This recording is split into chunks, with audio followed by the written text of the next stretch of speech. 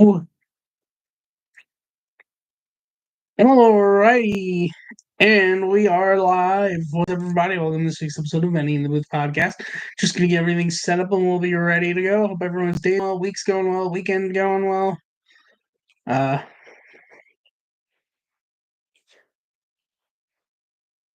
I'm officially done with spring semester as of yesterday. Um, I was not, in case you missed it for some reason, the episode was not yesterday or Tuesday because of Jewish holiday on Tuesday. And with Jewish holidays, it always takes me usually a few days to recover and getting up to date with notes. So, but all good though, nothing wrong. Just Jewish holiday. Um, yeah. But and I got a few other things to talk about.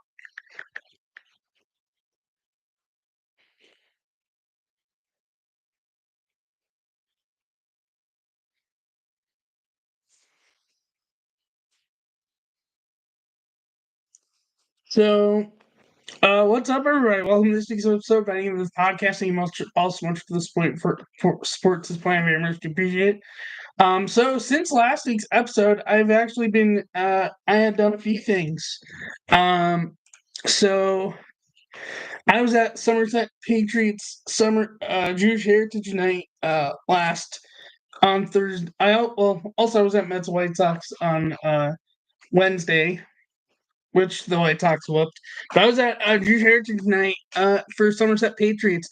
The funny odds I get with the game I go to is Jazz Chisholm was literally sent down for assignment that day, and his debut game was the game I was at. And he had a pretty good game. That was just kind of comedic timing. The Somerset Patriots whooped like 12-0. But I have to admit, like for minor league stadium, TD Bank Park, which is what it's called, is like a solid ballpark. The convenient part is the station's like literally basically connected to it, where you're just basically like right by and you're not walking much to get to the entrance. The annoying part is the station is small where not every door, like most of the doors don't open, and you have to shift down a whole bunch of cars on the NJ Transit to get to the car opening. Also, their concourses are like half even, one side even, one side odd, and they don't label the 200 level sections once you're starting to go down the stairs. So if you don't remember what it said above, you could lose track of what section is where you're supposed to go. But they labeled the 100. It's like just it's a bit confusing, but overall like a solid ballpark. But I also met a former World Series champion, not a big known baseball name, and as it turned out, a short time player of the Chicago Cubs, Art Shamsky, at the game. Nice to get to see him. Also, I don't know if he's watching this episode, but it was nice to see Max Manis there. Jew works one main Jews that work at John Boy. It's always phenomenal to get to see him, and hoping to have him on a podcast at some point sooner or later. And then Sunday, I was out at the MLB store because Daryl Strawberry, in honor of the year anniversary from when he got his number retired by the Mets, was at MLB store for meet and greet. So I was able to go there for a quick minute for pictures. Nice to get to meet him. MLB store in the city is honestly nice. It's like not far from me. It's like about an hour and change. By car, I don't know, because I don't really drive much to the city, given like it's not really the best driving area in New York. Um, but otherwise though, not much else happened. But heads up. So this week, obviously, I'm doing the episode today. Next week there will be an episode, hopefully normal, hopefully Tuesday, especially since I'm going to Chicago anyways Wednesday. And then the following week will not be an episode because I'm going to be in Chicago on that Tuesday still, as I'm going to White Sox Cardinals that night. However, excuse me, in an ideal realistic scenario, I'm hoping to put out a vlog from the three games I'm going to Chicago, because not only am I going to Wrigleyville, but I'm also going to Great Field. I'm going to two Cubs Pirates games, the opener on Thursday, and then the Friday game, and then I'm going to White Sox Cardinals on that Tuesday. So I'm hoping I can make a vlog out of it. I'm going with someone at least for sure for the White Sox team. I don't know about the Cubs and Pirates games yet. But I'm excited. It's gonna be my first time at a White Sox game since I moved from Chicago in the end of 2011. Which is kind of crazy to say it's been that long.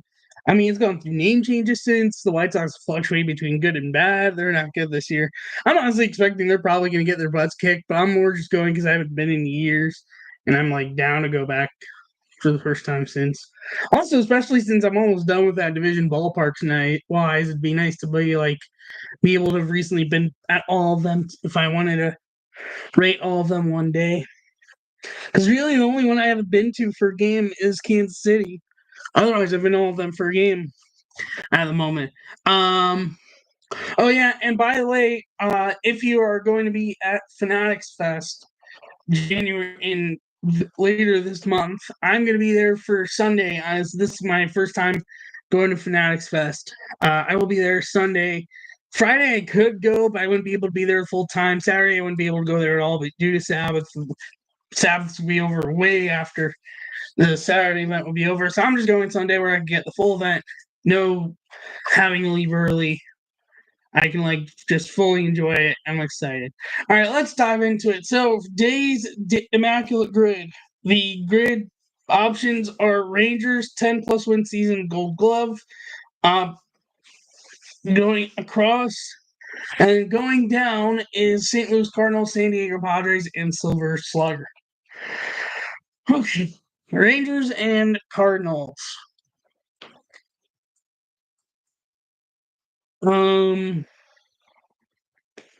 Texas. Oh, Maggie's probably not going to be a top answer, given not many people know him as a Ranger. Lance Berkman, a lot higher than I was expecting, to be honest. 10%. Wow. Okay, never mind. Padres and Rangers. Oh, Ian Kinsler fit.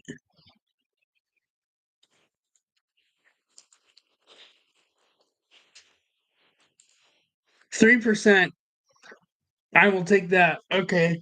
Rangers Silver Slugger. Any chance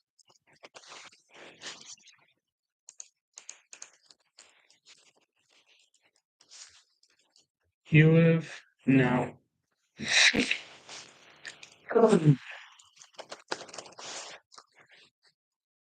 No.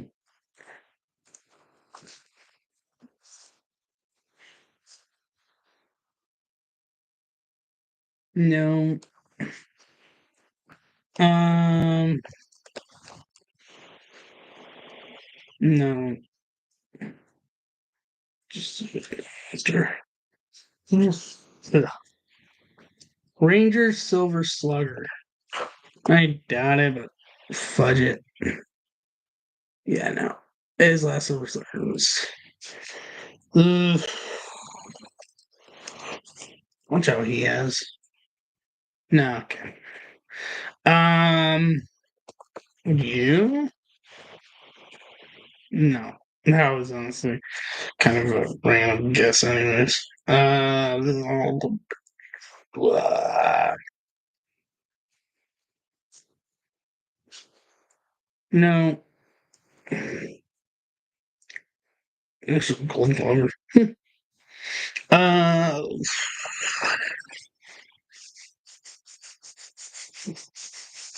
Silver Slugger for Texas. What are you? Yes. I'm gonna go Buddy Bell. 2%, I will take that. 10 plus win season with the Cardinals. Imagine Marquis has. He has 0.8%, I will take that. Which I actually also saw him at the Somerset Jewish Heritage Night. And I think he kind of recognized me from the Ferry House Jewish Heritage Night the year before. San Diego Padres 10 plus win season.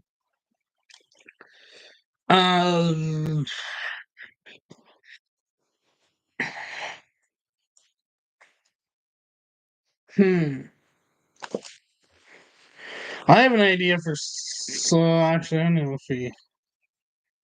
I have maybe an idea for Silver Slugger and 10 plus wins. If he has. Yep. Hashtag Cub Jake. Among other teams.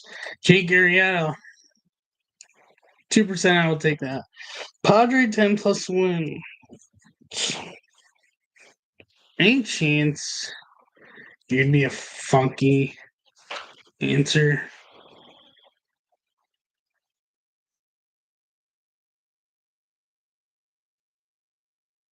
Yes. Good pull by me. 1%, I will take that.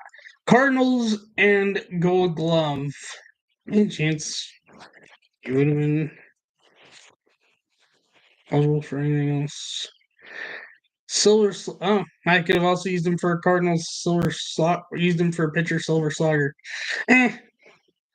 So be it. Cardinals Gold Glover.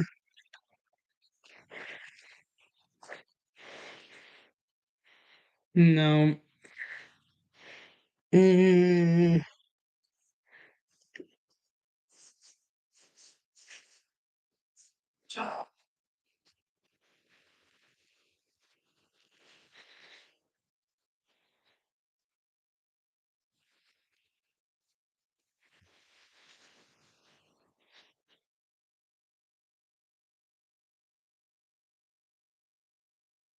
嗯 then again, I'm gonna use him, but I'm not gonna use him for Cardinals. I'm gonna use him for Gold Glove and Silver Slugger. I'm gonna use Scott Rowland. 0.6%. I will take that. I imagine would have been much higher if I used him for Cardinals. Gold Glover. Gold Glove Cardinals.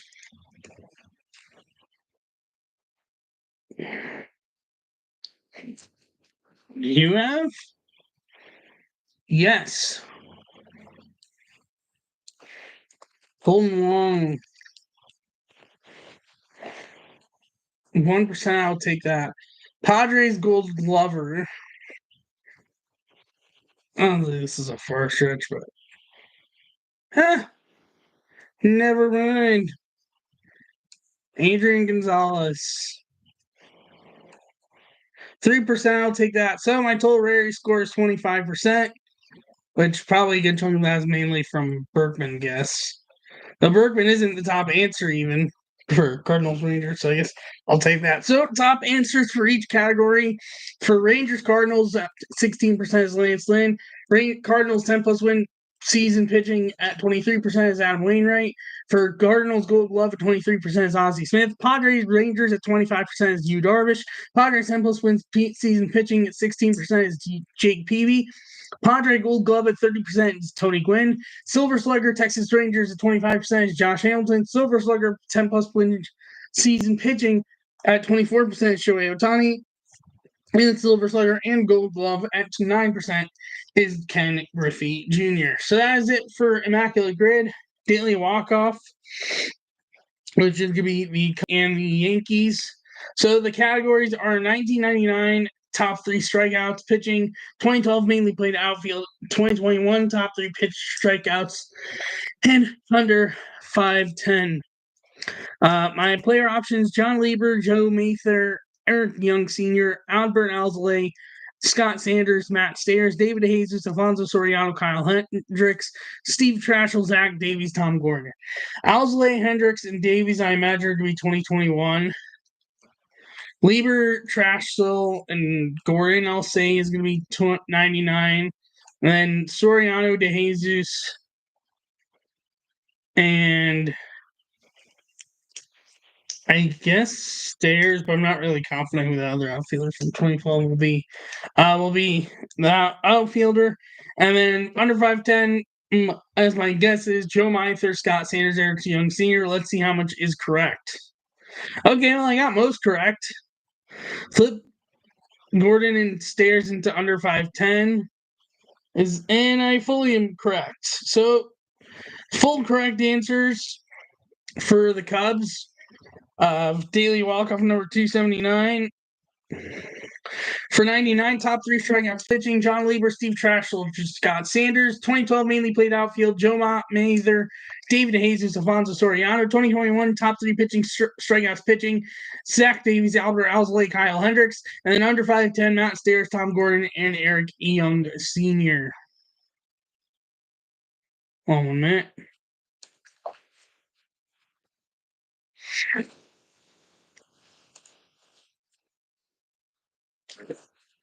And now for Yankees. So obviously, same categories, just different players: Roger Clemens, Cruz Granderson, Jordan Montgomery, David Cone, Jameson Taillon, Tony Womack, Chuck Knobloch, Raul Wanya, Nick Swisher, Tom Gordon, Orlando Hernandez, and Garrett Cole. So Clemens, Cone, and Orlando Hernandez are going to be 99. Granderson, Swisher, and Ibanez are going to be 2012. And then Taillon, Montgomery, and Cole are going to be 2021. Yeah, now and then fully correct. And then under 5'10" is Tom Gordon, John Knobloch, and Tony Womack. So fully correct. Walk-off homer for Yankees and walk-off triple for Cubs. All right, now we can. Well, actually, you know what? We can start with the ownership. So just announced today that the White Sox are having a sort of change where we might be seeing someone take over for Reinsdorf. And honestly, I'm just gonna tell you through this article, so that's why I screen shared it. Billionaire private equity investor Justin Ishiba is in line to be the next owner of Chicago White Sox, according to a news release issued by the team Thursday. Ishiba, 47, and current owner Jerry Reinsdorf, 89, have entered into a long-term agreement that could lead Ishiba to taking over the team as soon as 2029 or as late as 2034. In the interim, he'll make capital infusions into the White Sox in 2025 and 2026 as a limited partner, pay down debt while helping support ongoing team operations, according to the release. From 2033, Reinsdorf will have the option to sell controlling interest to Ishiba. The agreement states if a deal isn't completed by then, Ishiba will have the option to take over as after the 2034 season. Until that point, Reinsdorf will continue to own and run the team.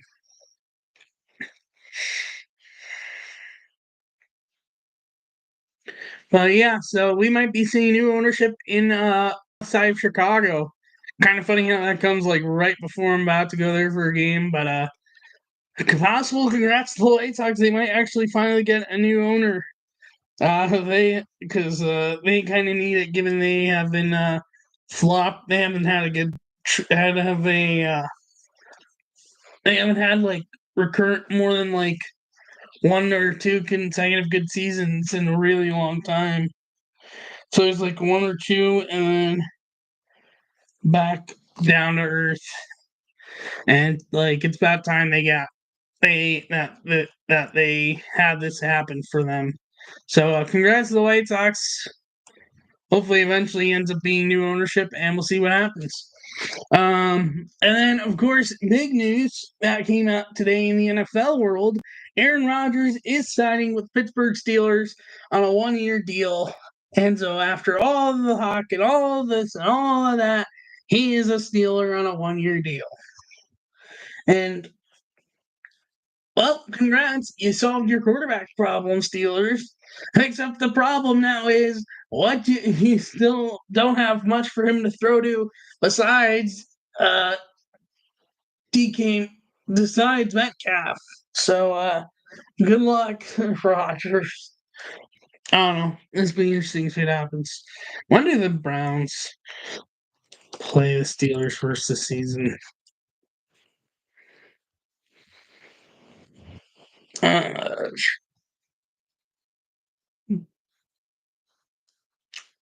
December 28th is when we.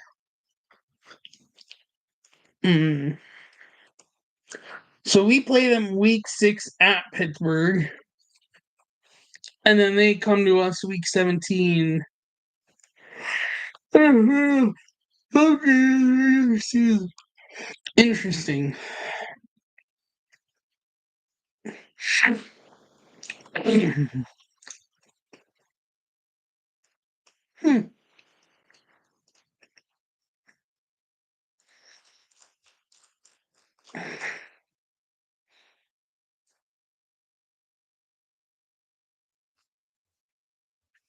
So I'm gonna set something for later.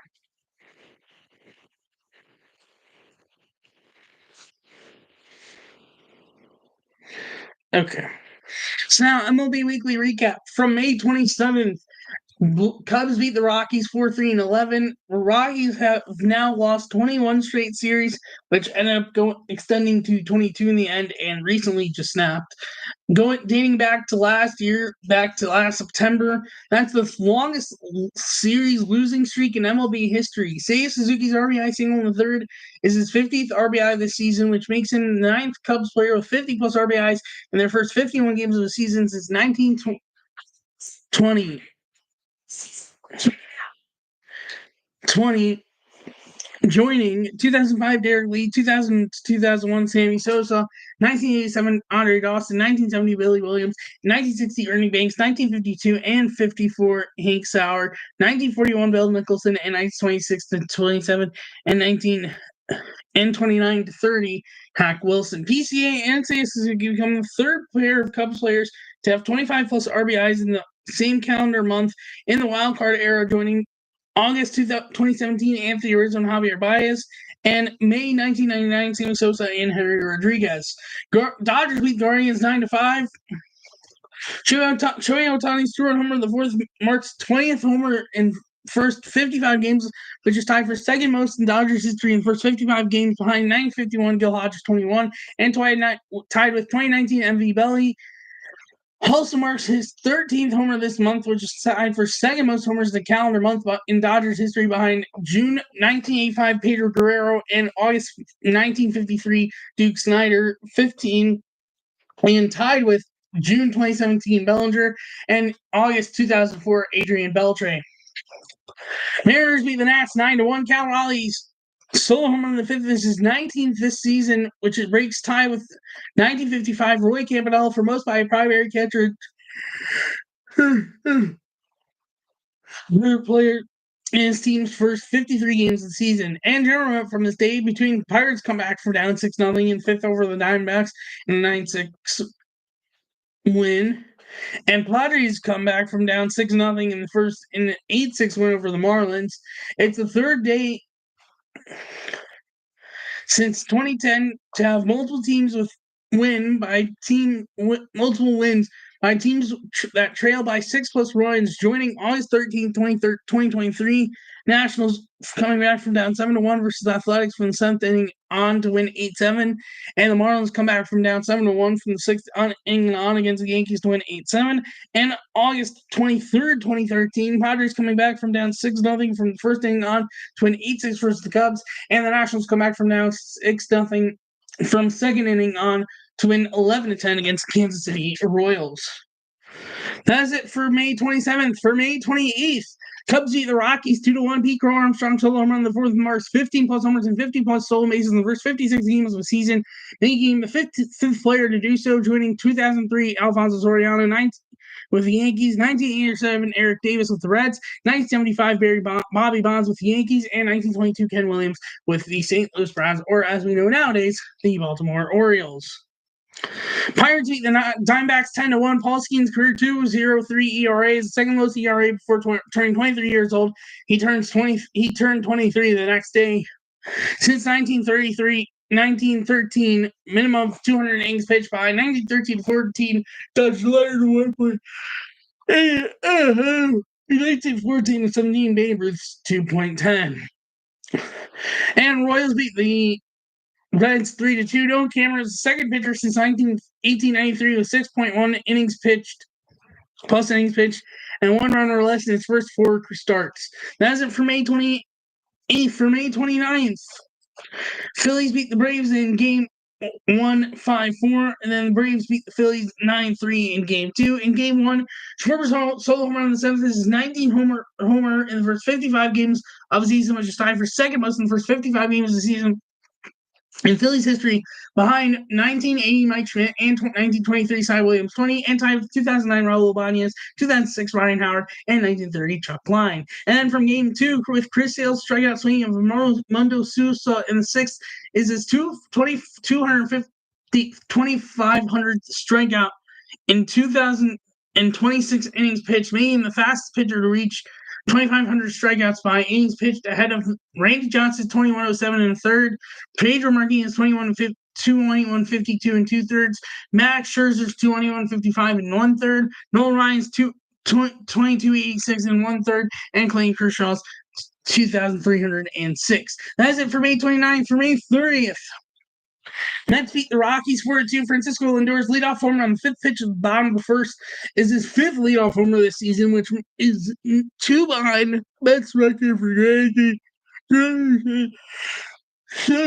2016, 2015, and 16. This also marks 25 straight wins for the Mets in the regular season when Lindor homers, which is tied for second long streak of wins when a homer for a player in of a game since 1900, behind 1951 and 53 Carl Furlow with the Brooklyn Dodgers is 29, and tied with 1997 to 98 Ken Caminiti with the Padres, 1927 to 1928, and 1927 and 1928 Lou Gehrig with the Yankees.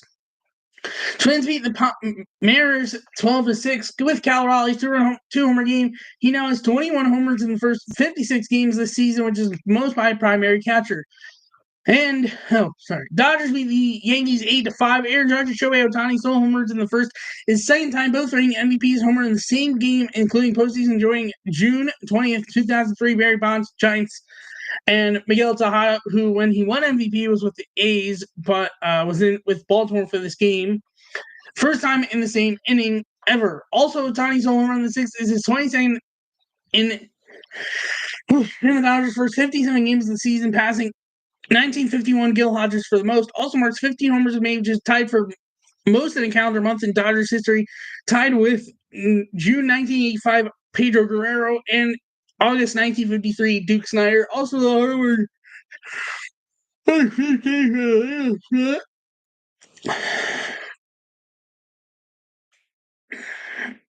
in a calendar month, which is second most behind June 2021 Schwarber's 16, and ahead of September 2007 Alfonso Soriano's 14. Also marks 22 home runs from the leadoff spot in the team's first 57 games of the season, which is most ahead of 1996 Brady Anderson's 20 and 2024 Gunnar Henderson's 19. General note from this day is with the Dodgers and Yankees series lineup for the Yankees with Judge, Belly, and Goldie, and Dodgers with Ohtani, Betts, and Freeman. It'll be the first time a game had 3 former MVPs each batting order. The last time was June 2nd of 2023. Yankees and Dodgers, Judge, Stan Donaldson, and Betts, Freeman, Kershaw. Let me make sure that actually did end up happening and not saying that note at random. Whew.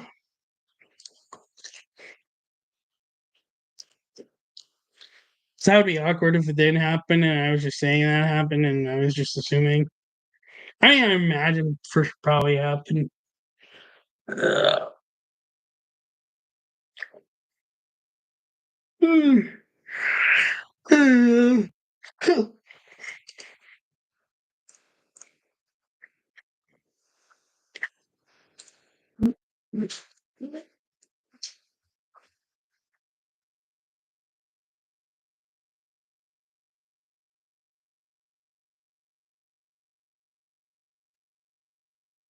Um,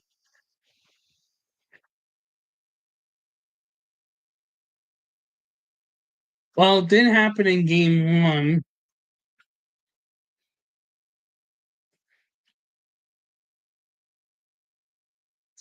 So that's awkward. Didn't happen at all.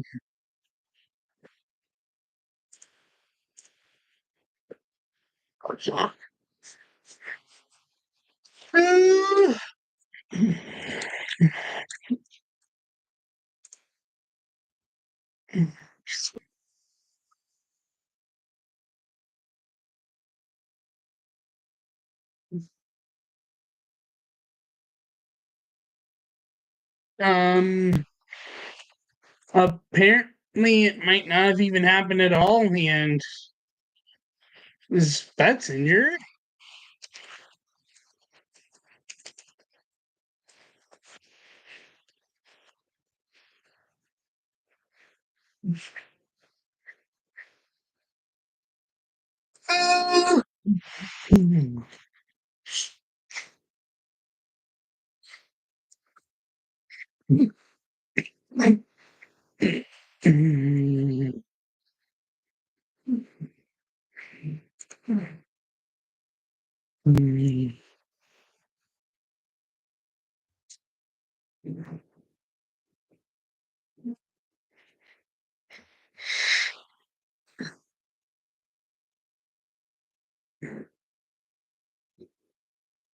No,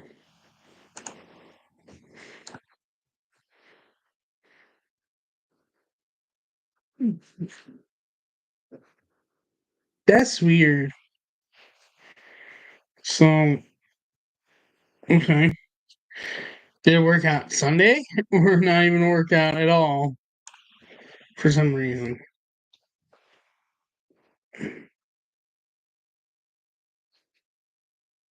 It didn't.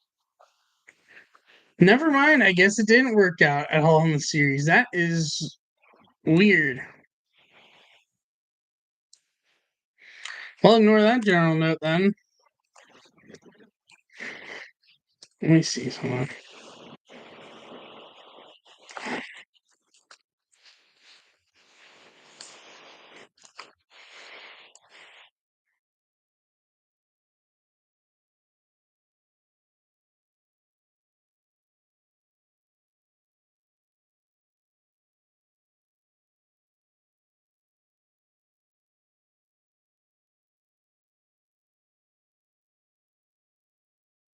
Huh.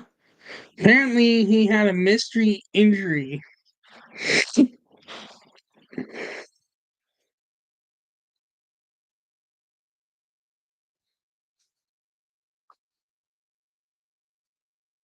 Hmm. Well, that explains that. Embarrassing. Anyways, that's it for May 30th. For May 31st, the Mets beat the Rockies 8-2 with Juan Soto's solo home run of the fourth. Is his 103rd game with a homer before turning 27, which is fifth most games behind Mickey Mantle's 115, Jimmy Fox 114, Eddie Matthews 106, and Mike Trout's 105. Dodgers hammered the Yankees 18-2 on David Roberts' birthday. Dodgers had the second largest win on a manager's birthday behind August 15th, 1886, Charlie Comiskey with the Cardinals in plus 19, and ahead of May 27th, 1955, Pinky Higgins with the Red Sox plus 16. And the Nationals beat the Diamondbacks 11-7. Their 10-run first involving 9 runs before an out was recorded are the second most before teams first out of the game since 1961 behind the Red Sox 10. And on June 27, 2003, which is MLB record. MLB record. 9 times the National League record previously done by Philly on August 13th, 1948. Also, 11 batters to the that got to hit in the inning. Ties the longest start of the game streak since 1961 for reaching base safely on a hit, walk, or hit by pitch with the Red Sox from that June 27th, 2003 game. That's it for May 31st. For June 1st, Mariners beating Twins 2-1. Cal Raleigh's home run in the 7th is his 23rd this season, making him the third primary catcher to have a share of the MLB lead in homers through games on June 1st or later in the wild card era, not including 2020, joining 2021 Salvador Perez, who co-led for the season, and 2003 Javi Lopez, who had it latest on June 24th. As it for June 1st, for June 2nd, Rockies beat the Marlins 3-2, ending 22 straight series losses for the Rockies, dating back to last September. They ended up sweeping the Marlins in the end. Angels beat the Red Sox 7-6. Zach Neto solo home run, Mike Trout 3-run homer, and Joe Adell solo home run which is in the first makes the the win on June 3rd actually is the game that they won the series, not first second. Either way, yeah. Sullivan on the first makes the Angels the first road team in Fenway Park history with 3 homers in the first inning of the game. Mets beat the Dodgers 4-3 in 10 innings. Francisco Lindor's leadoff home on the second pitch of the game for the Mets, and now have won 27 straight games when he has homered in that game. That's the second longest streak for a team of having a player homer in those games since 1900, behind 1951 and 53 Carvalho's 29. He has not, at least through Wednesday, he has not homered in a game since. So let's see if he has homered in the game going on right now. So right now the streak still stands because he hasn't homered in a game since, but if he's homered tonight, then it's at risk. Oh, then again, he is injured at the moment. So also he's not even in the lineup tonight. But so right now it's still going, just that's the latest at the moment due to his injury. And general note from the day, with 2 games above mentioned, along with the Rocky 6-4 win at the Mets, Marlins, the Brewers 3-2 win at the Reds. Yeah, the 3-2 Rockies win is from June 3rd, not June 2nd. Sorry. Tigers 13-1 win over the White Sox. Padres 1-0 win in 10 innings at the Giants. And Marlins and the Twins 10-4 win at the Athletics. The road teams went 7-0 on this day for the first time. Where road teams went undefeated on a single day with at least 5 games on that day. Since April 2nd, 2013, also 7-0. Orioles 74 win at Tampa Bay. Guardians 4-1 win at Toronto. Rangers 7-0 win at Houston. Rockies 8-4 win at the Brewers. Cardinals 6-1 win at the Diamondbacks. Mariners 7-1 win at the Athletics. And Giants 3-0 win at the Dodgers. That's it for June 2nd. For June 3rd, Cubs beat the Nationals 8-3. PCA steal third base in the 4th. Makes it a 15-20 season for him in 60 games, which is the 4th fewest games to do so since 1900, behind 1987 Eric Davis' 40, 1922 Ken Williams at 54, and 1973 Bobby Bonds is his 59. And then for June 4th, the Nationals beat the Cubs 2-0. Amer Rosario solo home run in the 7th. Pitch was 1.49 feet from the center of home plate, which is the 3rd farthest outside pitch for a homer by a right-handed batter since 2008, behind September 26, 2017, Christian Villanueva of the Padres 1.58 feet, and June 5th, 2015, Amicelio Garcia of the White Sox 1.57 feet. Now, I have to show this to you because the fact that this pitch was a home run is crazy. I don't usually go in this in depth, and I don't usually include that kind of stat, but I'm still puzzled how this was a home run. Ooh.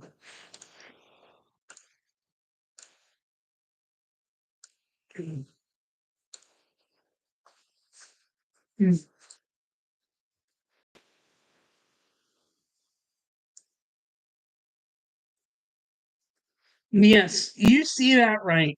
That is the pitch that went for a home run, and that was historic. When I saw this online, I was just like, "I'm sorry, wait, what? Like, are we sure that went for a home run?" Now, I would show the clip if I didn't mean getting copyright claimed, but I'd probably get copyright claimed. I guess I don't know if I'd get copyright claimed over the 3D, and not worth the risk. I'm not gonna take that risk.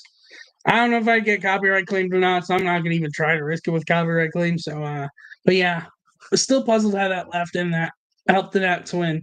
Blue Jays beat the Phillies 2-1. Make the Bells 5 1/3 innings, 3 hits, 1 run, 0 walks, and 2 strikeouts. Makes him 1 moment. The first pitcher in at least the last 125 seasons with 5+ innings, 0 walks, and 1 or 0 runs allowed in each of his first 2 MLB appearances.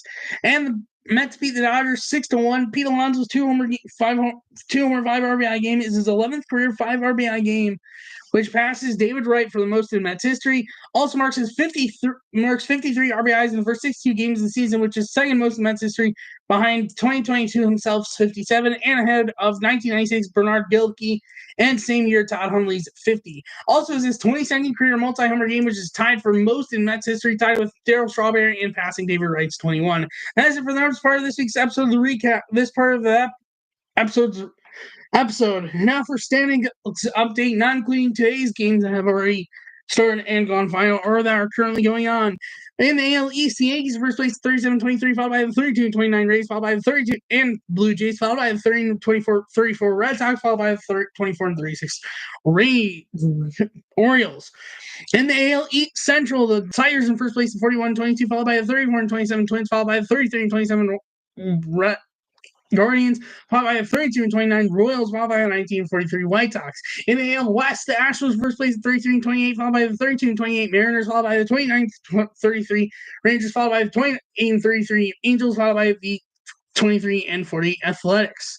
In the AL East, Mets in first place at 39-23, followed by the 37-23 Phillies, followed by the 29-32 Nationals, followed by the 27-33 Braves, followed by the 23-37 Marlins.